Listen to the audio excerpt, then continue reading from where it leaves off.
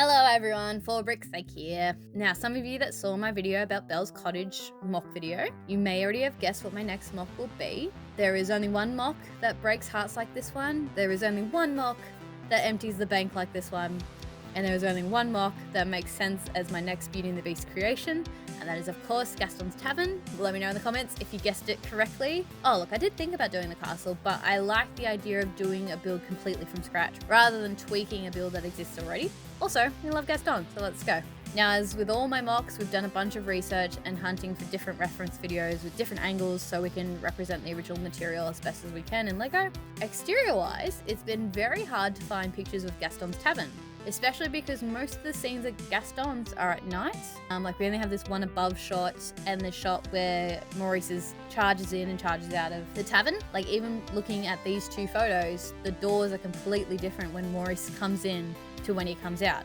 So I've decided to take the essence of the animated Beauty and the Beast and the live action with Emma Watson and the Gastons Tavern in Tokyo Disneyland, because I just went there like 2 months ago. It was the best days of my life, and so I'm just going to incorporate all three to make Gaston's Tavern.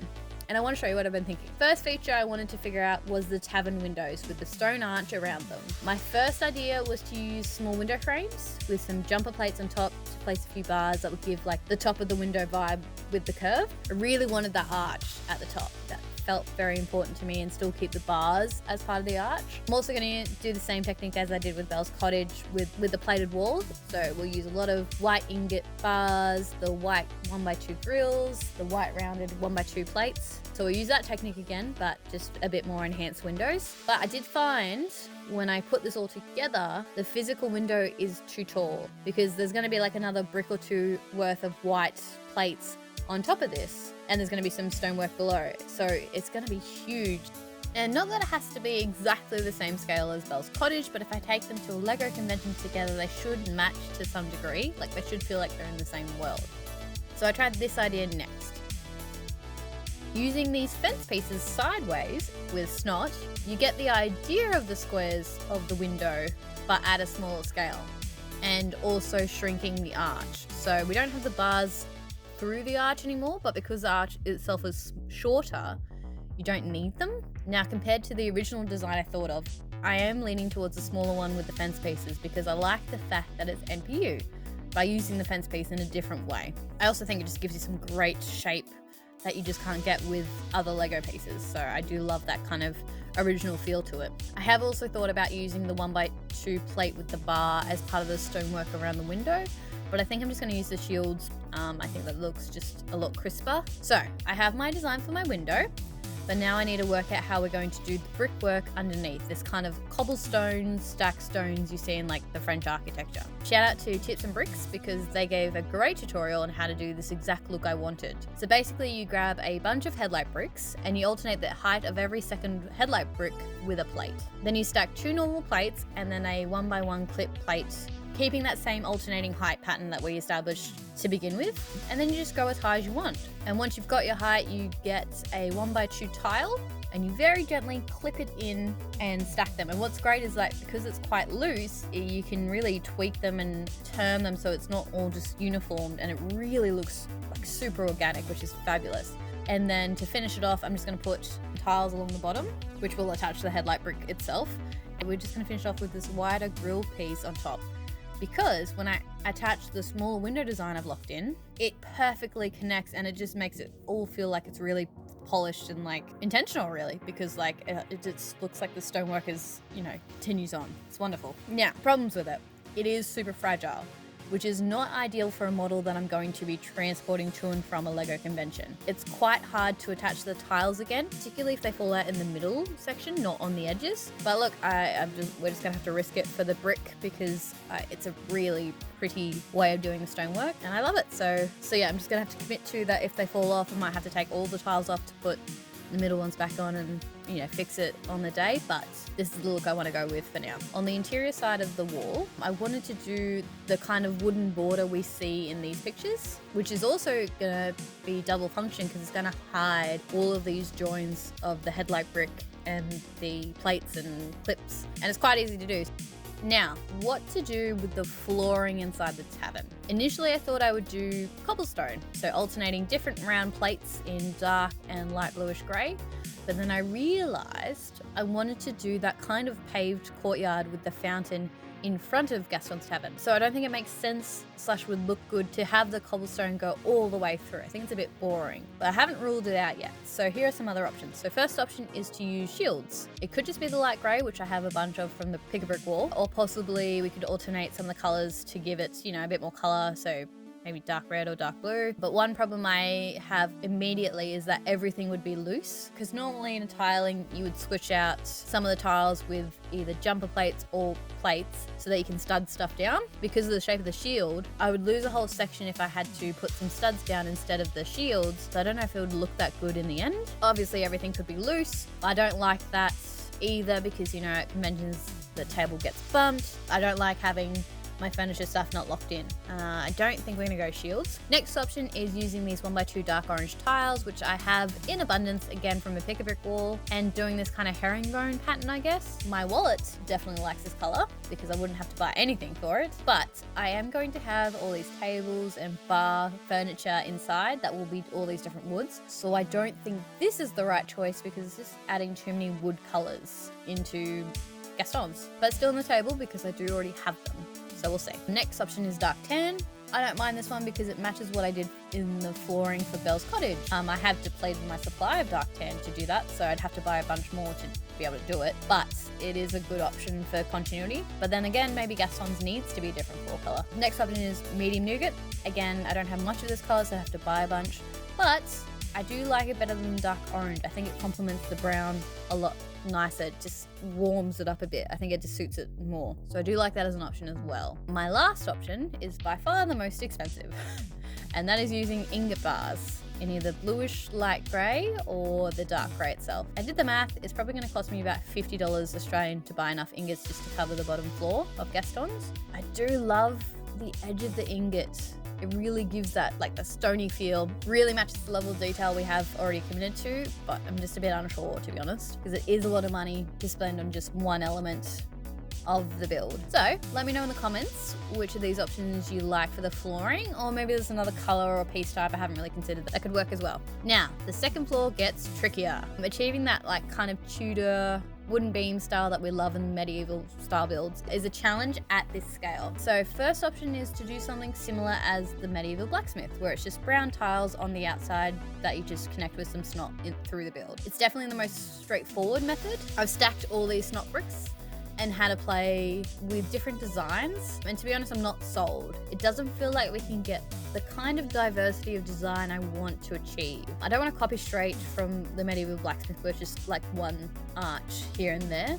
I really want to play with it and make it feel organic, but it just feels like it's not going to work for what I'm envisioning. It definitely doesn't feel like it matches what I'm doing on the bottom floor. I will say that I will keep the snot wall assembled because it's super helpful for figuring out where in your mocks you need to put snot to attach wall lights or pictures or plant life before you build it, because you just kind of slide along your wall that you're building and can work it out. So it's going to save me a lot of time later. So if we're not doing tiles and snot, the next option is doing a more extreme version of the technique we see in the Lego modular set, the Tudor corner, where you use a lot of bricks, snot, and 1x2 slopes stacked on the side and rest brown tiles in the gap between each side. And you just hide where it connects with some brown jumpers and plates. Now this really gives it a dynamic look. We love some layers in Lego, so I think that really hits it out of the park and just gives it a bit more dimension than just doing the snot tiles on the outside. But my biggest problem is it is super fragile,